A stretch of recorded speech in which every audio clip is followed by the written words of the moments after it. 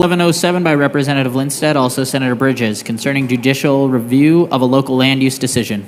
Representative Lindstedt. Thank you, Madam Chair. I am pleased to I will move House Bill 1107 and the committee report. To the committee report. Thank you. In the committee, we amended House Bill 1107 to clarify that it only applies to residential development, which was our intent when we drafted the bill. And I do have a cleanup, so I move Amendment L006 and ask that it be displayed.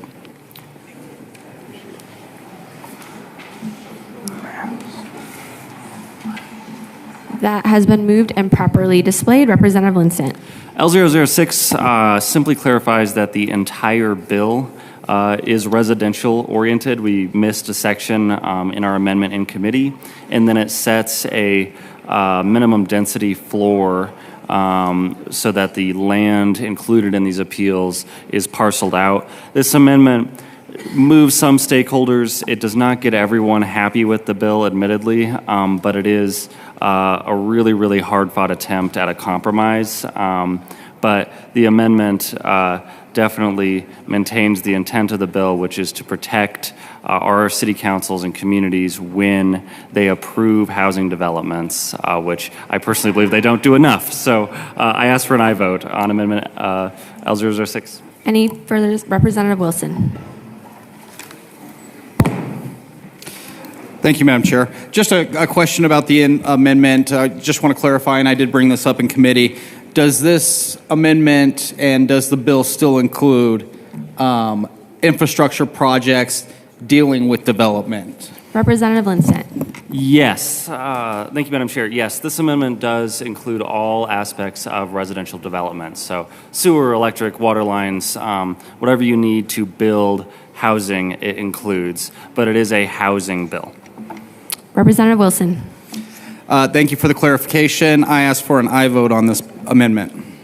Any further discussion on Amendment L006? Seeing none, the question before us is the passage of Amendment L006. All those in favor say aye. Aye. Those opposed, no. The ayes have it. L006 passes. To the committee report. Representative Lindstedt. No more discussion. Any further discussion on the committee report? No. Okay. Seeing none, the question before us is the passage of the committee report. All those in favor say aye. Aye. Aye. Those opposed, no. The ayes have it. The committee report passes. To the bill. Representative Lindstedt. Thank you, Madam Chair. House Bill 1107 comes to Colorado while we are in one of the worst housing crises in the country. We do not have enough housing being constructed, and one of the primary reasons we don't have enough housing being constructed is because of 106-4A appeals. Last year, there were 28 of these appeals in the state. Half of them were residential. The year prior, there was about the same number, and it continues to go back, and back. What this bill does is pretty simple.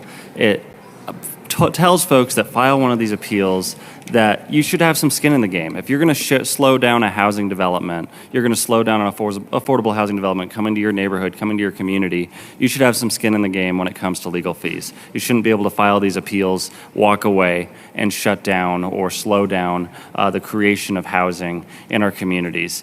Our city councils have approved these. They've gone through rigorous public processes and land use hearings at the municipal level, sometimes for years. And after finally getting to an approval, they've been appealed by parties that are not that are not directly involved in those discussions. So I ask for an aye vote on the bill. It will help us reach our housing goals and make our housing cheaper in this state.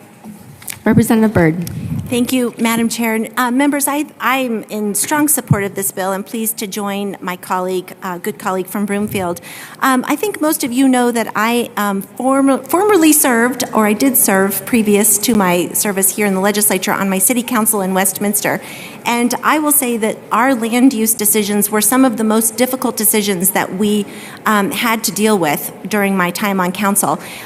We knew on our city council that housing was a key issue. Not enough people could afford a place to live in our city, and because we knew this, we worked really hard to maximize the use of every available piece of land in our city to build more housing. And we were doing a lot of the things that many of our bills talk about today, encouraging density, high density in transit-oriented development areas, and even density in different older neighborhoods, some density, reasonable density. And the thing that is why I say that some of these hearings are so difficult is you will often have groups that just don't want any more people in their neighborhoods. I know you hear this, and anybody who served in local government knows this. And this is all of these individuals, this is democracy. We all have the opportunity to participate in a vigorous public process, to be able to weigh in, work with our local elected officials and make sure that our voices are heard. And at the end of the day, your city has to make a decision. And the process, when it plays out, can create great opportunity for people to have more places to live. This bill facilitates that. It makes sure that there isn't a tool that just unnecessarily stops a project, puts a cloud on title, prevents people from getting the financing that they need to build these projects. Because at the end of the day, when these projects don't get built, that means fewer people have a place to live. This is critical. So this is a common sense tool. We can make a fix to our current laws. People still get to be heard. And we have the opportunity to use a robust public process to build more housing so that more people can have a place to live, which we know is a matter of critical importance. I urge a yes vote on this bill. Representative Weissman. Thank you, Madam Chair. I'll start by saying I think that I and my colleagues from Broomfield and Westminster agree we want to build more housing. Density is certainly part of that. I think where I disagree with this bill, and I just wanted to state my reasons for why, is the degree of fit between the problem that we're trying to solve for and the proposed answer. In my immediate area, in my neighborhood, we have a number of new density developments going up, 100 plus units on a large parcel that's been vacant as long as I've lived where I've lived. Another one is more mixed use. There'll be a health clinic coming in and dense units, and I'm very glad to see that. My community needs it. Where I start to have problems is in the fact that I see this legislation painting more broadly than it needs to address the issue that has been stated that I believe was discussed in committee that's being discussed here. Just so folks know what all we're talking about, when you see the reference to 106A4 of the Rules of Civil Procedure, that is a mechanism to challenge a local government decision that was maybe ultra vires or made improperly. We should have such a mechanism. It's kind of a catch-all.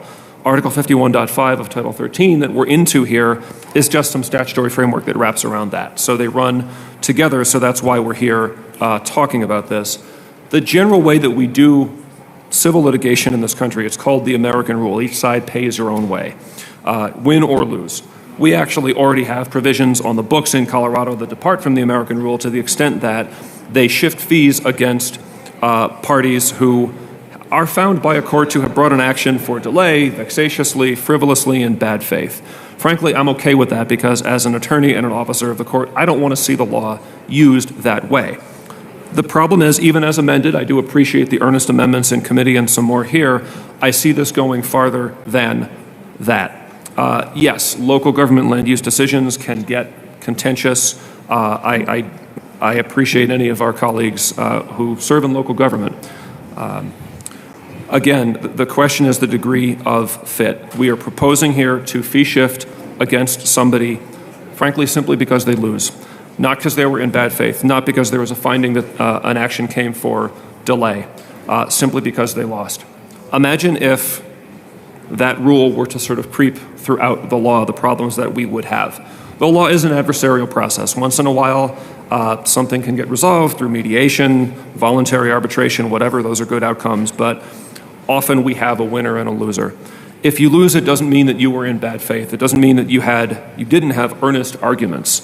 Frankly, sometimes some of the most fundamental law in our country gets to an appellate court or even the highest court in a jurisdiction, and it lost below. D.C. v. Heller was one of those cases. D.C. v. Heller went the other way at the trial court.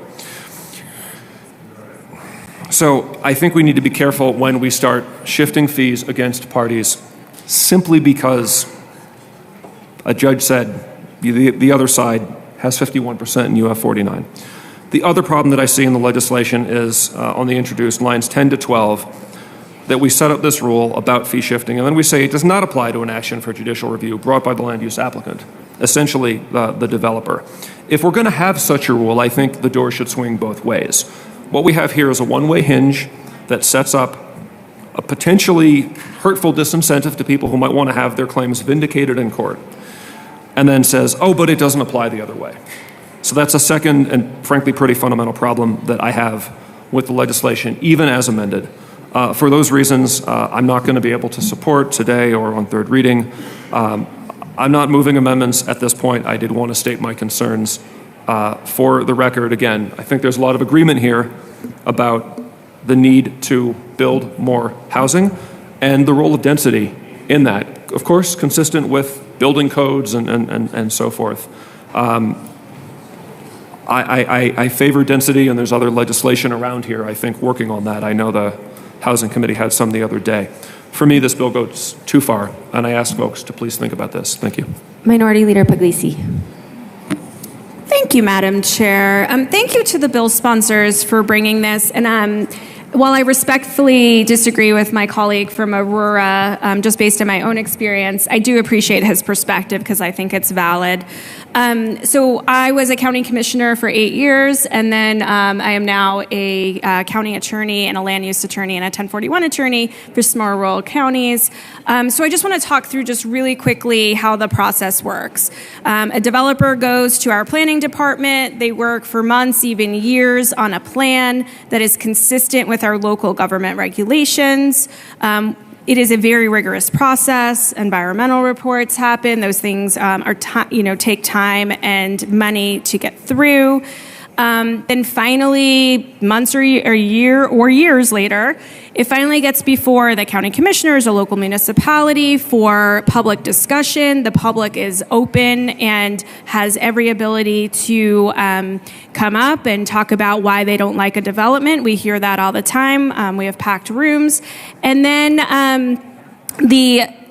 the governing body must go through line by line every part of the regulation to make sure it meets the criteria before they either approve or disapprove the application.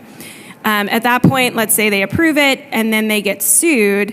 The lawsuit is basically saying that one of these criteria were not actually met, that the local government did not follow the law in the way that it's laid out. Those are very difficult cases, but it also, especially for a rural county attorney, I am not a litigator, so it's a lot of time and expense on behalf of the local government, and then in addition to that, the developer. So I think that this is a good way to make sure that we are having those conversations during the actual hearing and not coming after local governments post-hearing because somebody didn't want a subdivision in their backyard. So with that, I do support this bill and appreciate the bill sponsors bringing it forward. Thank you. Representative Wilson.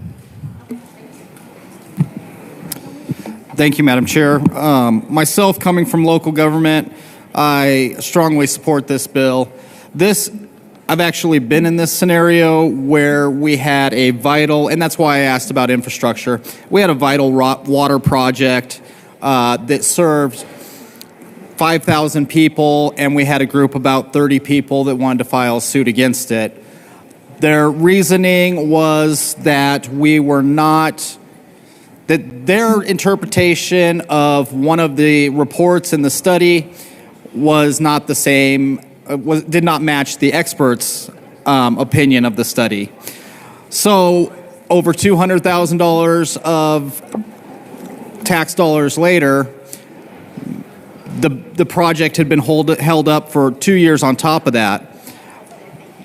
What happens is these small groups that may be upset with something being built in their area or something new that they weren't expecting, is they end up costing the taxpayers on behalf of the taxpayers, which is a very kind of backwards way of doing things. So this bill will keep some of those small groups from just going after something they don't like versus sitting down and actually having those conversations that the minority leader was just talking about, the discussions with the board, the discussions with stakeholder groups, instead of just throwing something and hoping it sticks. So I would ask you for an aye vote on this bill. Representative DeGraff.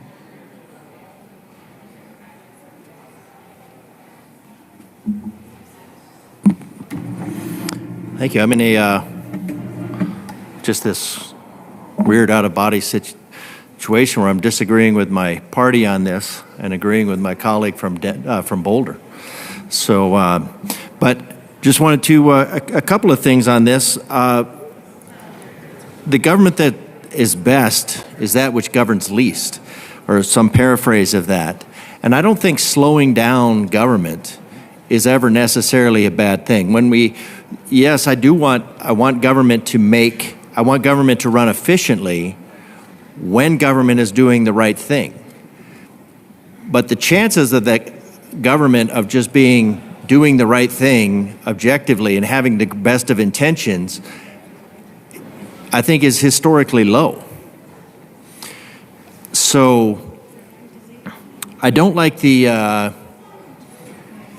agree with my colleague from Boulder that you can't just make the presumption of bad faith just because somebody ultimately loses. I think that puts a chilling effect on the First Amendment, the right to appeal. We have a right to appeal our government, and that should not be limited. Now, if we're going to force this into a court of law, then that's unfortunate, but we should not be limiting people's right to appeal based on their right to. The appeal process should not be a pay-to-play. And the way for the government to avoid these situations is to, in general, make sure that everything is taken care of. Now, I have received a letter. Now, these are their opinion, but in the course of the hearing of these two bills, below are the reasons why I oppose the developers' rule bill for 1107. It disadvantages low-income neighborhoods and is anti-equity. All right, there's a buzzword. So we already pay the city and the county attorneys. We should not have to pay them twice to do their job. If they would do their jobs in protecting our interest, there would be no need for 106 appeals. And that's true. We go back to what is the purpose of the government? The purpose of government, that to secure these rights, governments are instituted among men, deriving their just powers from the consent of the governed. The purpose of the government is not to. The government shouldn't be fighting against people trying to get necessarily the government's business done. The role of the government is to secure the rights of the individuals. That is our foundational principle. There were 4 106 appeals filed in Colorado Springs in 2023. One was a 2024 developer suing the city/people trying to reverse the first denial in the year of development based on evacuation and set public safety concerns. Now, the public safety concerns and evacuation is one I've heard from constituents quite frequently, in that the evacuation plans are not being followed. We had a bill proposal that they would to mandate software. They lost and did not pay the city attorney fees. The second and only appeal that filed involved affordable housing. And affordable housing, of course, is something that just means 30% of the family income. It's not low-income housing, it's just affordable housing. So we have all of these apartments and condos going up, not for the sake of low-income housing, but for affordable. But we put it under affordable housing, and then it gets the rubber stamp to go through. And when we look at our old zoning laws, what we find, there was a limit based on our water supply that was much higher then. And now we're at a carrying capacity, well past a carrying capacity for that water supply. And our solution is to remove all arbitrary housing limits, occupancy limits, and in that calling all occupancy limits arbitrary unless proven otherwise, which means a court case against the government. So the state is already stepping in and removing property rights from people. And now this bill wants to further limit the ability for them to appeal to their government, appeal the decisions. There were 4 appeal filed involving affordable housing, which being used to sell this was against the launch pad, a Section 8 housing development with units that cost $400,000 each, more than median family income homes. The geohazard and state laws were not followed or omitted in evaluating this development. Residents above it are concerned that their homes will slide when it rains because it was built on pure shale. Do resident property rights matter? People have invested their lives and savings in this home. And this is not an isolated incident. In Colorado Springs, this happened not too long ago. There was a lot of damage to homes, and they found out that the zoning was waived in certain areas to allow developers to build on certain plats that shouldn't have been built, or they should have had more restrictions. And then those houses ended up being destroyed. So a lot of times residents are looking at these things and seeing things that perhaps the local government even has overlooked. Residents above it are concerned their houses will slide when the rain comes because it was built on pure shale. Do residents' property rights matter? People have invested their lives and savings in their homes there. The third appeal involved a market rate 400-unit, 7-story apartment complex being built at a critical choke point in an already overbuilt, dense housing neighborhood. Now, we know this Calcutta-style housing is coming because it's a priority based on the carbon roadmap. And putting people and jamming people in as close proximity as possible and with no parking available to them so that they can learn the joys of sardining themselves onto mass transit. So a lot of these things are being overlooked because the ideological purpose of max density housing that is being pushed in the state. And there's a lot of shortcuts. The third appeal involved a 400-unit, 7-story apartment complex being built at a critical choke point in an already overbuilt, dense housing neighborhood. The complex also proposed to be on a streamside overlay that mandates a geohazard study for the land. That study was not done. Additionally, the full traffic study was not presented to the City Council. We did a separate video-based study showing that the traffic was, in reality, twice what their study showed because they did their study in the dead of winter, January. The last appeal was for a water tank that Colorado Springs, and I've heard a little bit about this, residents, utilities built and admitted that they were wrong but refused to fix it. Residents were telling them it was wrong along the entire process. Now the homeowners and businesses face damage to their property, business and property. What are citizens to do under these conditions? The 106 appeals are very expensive and rarely done because of the expense. But this bill will destroy a citizen's right to redress when clear errors are made. So again, why would they pay the attorney's fees for attorneys that are working for the city that are already being paid by the taxpayers? In Colorado Springs, the developer spent $2 million buying out our city council and mayor and another $500,000 on school boards for urban renewal authorities. So I don't know the facts behind that, I'm just reading the letter. So our leadership does not protect our interest and consistently votes against citizens who raise concerns about their public and life safety as well as their property rights.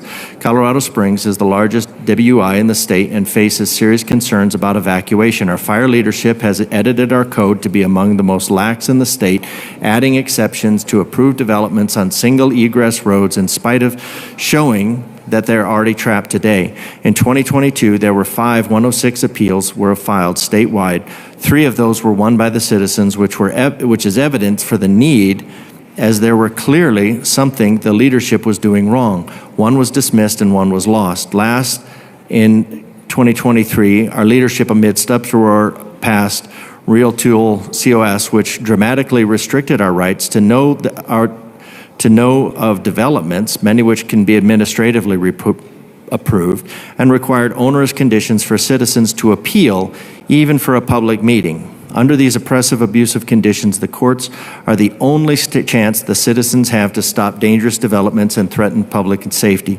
Below are the reasons. So I think we need to look at the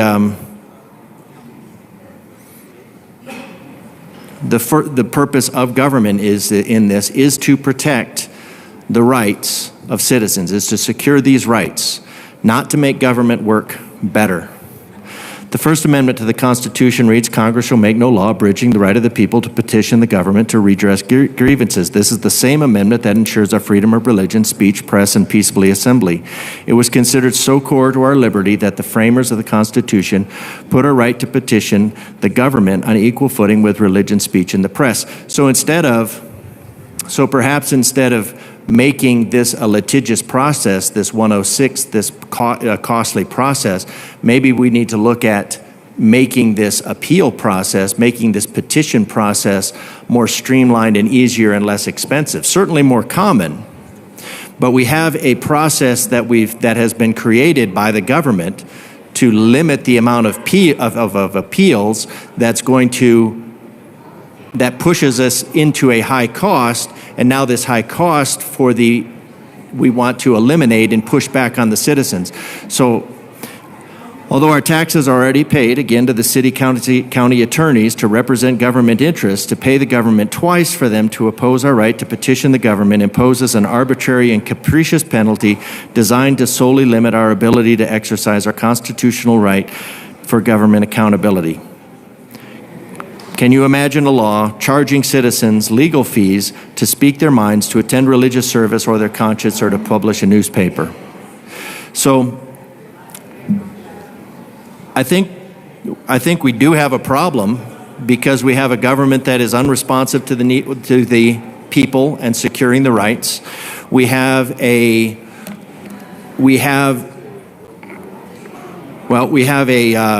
climate superstition-based land policy that's looking to take people's rights for this property as rapidly as possible, and it's looking to mow over the rights of the people. And so I think the people need to be able to have this redress because the government, this body, is not looking to secure the rights of the individuals. It's looking to impose an ideological agenda on the people of Colorado. So I'm going to be no on this bill. I would urge a no because we need to protect the rights of the individual, the rights of our property owners, and not prop up government in opposition to those rights. Representative Wilson. Thank you, Madam Chair. I want to talk about the slowing of government. One area I do not want the government to be slowed in is my property rights. And what we find in this is when you want to build a duplex on your property and you go through the government process and you make sure you follow all the rules, well, then you can have a little handful of neighbors hop up and say, well, we don't like it, so we're going to say your municipality, your county did it wrong. The reality is I did it. It was my property, and I followed every requirement possible. But since somebody doesn't like it, they get to file a 106. 106s fail about 90% of the time because they're frivolous. And all it does is cost the taxpayers the money to do this. So when you talk about government kind of protecting itself, whose money is that's in court doing that? We also hear about, and we've heard a lot about it, it's kind of a newer thing, is proper evacuations. Colorado is known for wildfires, and it is a concern. We always want to make sure that as we develop something, whether it's an apartment complex or whether it's an ADU in my backyard, we do want to make sure there's proper evacuation. But what we've seen is this, when the fire department comes out and says, hey, this works, we like the way it's done, we will have a group of homeowners come out and say, no, you're wrong, the fire department doesn't know what they're talking about. So, again, I think we should focus seriously on property rights, and making sure that those requirements are met. Now, in the cases that did pass, the thing about this is it does not get rid of the 106 process. It just says, if you're unsuccessful, if you don't have an actual claim, it is up to you, not the taxpayers, to pay for it. So again, I ask for an aye vote. Any further discussion? Oh, Representative DeGraff. Thank you, Madam Chair. Again, I think when it comes to the people's rights, when we're looking at doing a development that is going to be there for years and years and years and years, well, unless there's a landslide because it was built on the wrong place. Now, this is not to disparage any individual government. This is to the concern is the governments, there are local governments that either intentionally go around the rules or of the landowners, or they could also be going around negligently. So just like I wouldn't want to have, I don't like the presumption in this that that these are just malcontents. I don't want to put forward the idea that a local government is only doing things arbitrarily or capriciously. I don't think that's the case at all, but the opportunity is there. The opportunity is there. The money is there. The incentive is there. So we need to first and foremost make sure that the citizens' rights are what's being secured. Not the government's right, not the government's opportunity to cram more tax-paying widgets into a smaller space. When people bought their property with certain zoning rules, they signed a contract, they entered into a contract with the government.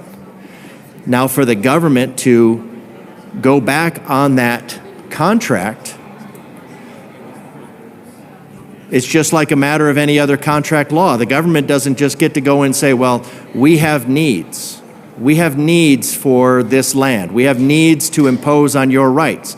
That is not why the government was formed. The government is formed to secure these rights, among which are life, liberty, and the pursuit of happiness. The government is not formed, it wasn't intended to be formed, to maximize the amount of tax dollars you can extract from a given space. That is not a need of government. It is not a need of government. We are trying to, in this case with our land use policies, we are trying to go well past the carrying capacity. Just look at this body. As far as malicious and capricious, this body is trying to Representative DeGraff, please proceed carefully. Okay. Well, we are looking at legislation in this body without looking across the board at individual things to strip away occupancy limits, which is going to, in some cases, quadruple the price of homes. Because now you can fit five incomes into a home where previously you could only fit a one. And now we're going to be pricing out families. We have neighborhoods that were built more for families than a long string of condos. And then we're getting rid of the parking requirements so that we can do the same. So we're changing the nature of so at the state level, we are changing the nature of the contracts. We are usurping the contracts that the citizens of Colorado signed, and they took on a mortgage, and they took on debt, and they took on the stability, and they took on building this state. And now, because their efforts have been successful, this body wants to completely negate the contracts that they signed with the state and local governments. So we can't make the assumption that local governments or even state governments has the best interest at heart for the individuals because they clearly do not. Local governments, state governments, they have the incentive to cram as many tax-paying widgets into a given area, no matter how deleterious the effects. And by usurping the right, now we have these 106 process, but if that 106 process is broken, the solution to the 106 process is not to limit the citizen. The solution is to rework the process to make sure the citizen has an adequate voice and not just assume that their complaints are arbitrary, just like we have another bill where we're considering citizens to be vexatious if they want to appeal. This bill is an effort to make the government less transparent. Make the government less transparent. I get the intent. It's to make government more efficient, but the government should not be more efficient in overriding the rights of its citizens. And the citizen is the one who gets to determine whether that right is being trampled. So I urge a no vote on this bill. I think we should probably go back and look at the appeal process, look at this 106 process, and find out why it's broken. And not just give the government more power over the citizens. Thank you. Any further discussion? Seeing none, the question before us is the passage of House Bill 1107. All those in favor say aye. Aye. Those opposed, no? No. The ayes have it. House Bill 1107 passes. Mr. Schiebel, please read the title of Senate